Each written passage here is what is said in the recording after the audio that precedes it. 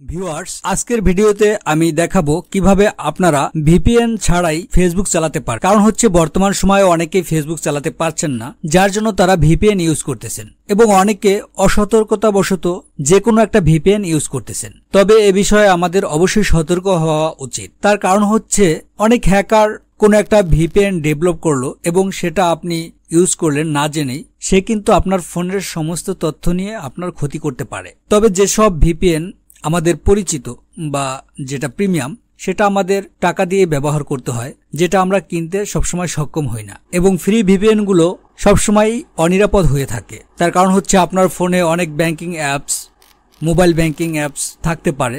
যদি আপনার ফোনের সম্পূর্ণ তথ্য সে নিয়ে যায়, চাইলে সে যে কোনো সময় আপনার ক্ষতি করতে পারে। একটা ভয় কিন্তু থেকেই যায়। তাছাড়া বারবার লোকেশন চেঞ্জ হওয়ার দরুন আপনার ফেসবুক প্রোফাইলের সমস্যা হতে পারে। তাই আমি আপনাদেরকে সম্পূর্ণ অথেন্টিক ওয়েতে কিভাবে আপনারা কোনো প্রকার ভিপিএন ছাড়াই নিরাপদ একটি ব্রাউজার দিয়ে ফেসবুক ব্যবহার করতে পারেন, সেই ব্যাপারটাই আমি আপনাদেরকে দেখাবো। তো ভিউয়ার্স, ব্যাপারটা আসলে কঠিন কিছু না। জাস্ট একটা ব্রাউজারে গিয়ে ফেসবুক লিখে সার্চ করে আপনারা আপনাদের আইডি পাসওয়ার্ড দিয়ে লগ ইন করেই চালাতে পারবেন। তবে এক্ষেত্রে শুধু আপনাকে অপেরা মিনি ব্রাউজারটা ইউজ করতে হবে এবং এটা কিন্তু অথেন্টিক সেফ একটা ব্রাউজার। তো আপনি যদি অপেরা ব্রাউজারে প্রবেশ করেন, সেখানে এক্সিস্টিং ফেসবুক অ্যাপসটি আপনি পাবেন বা লোগোটি আপনি পাবেন।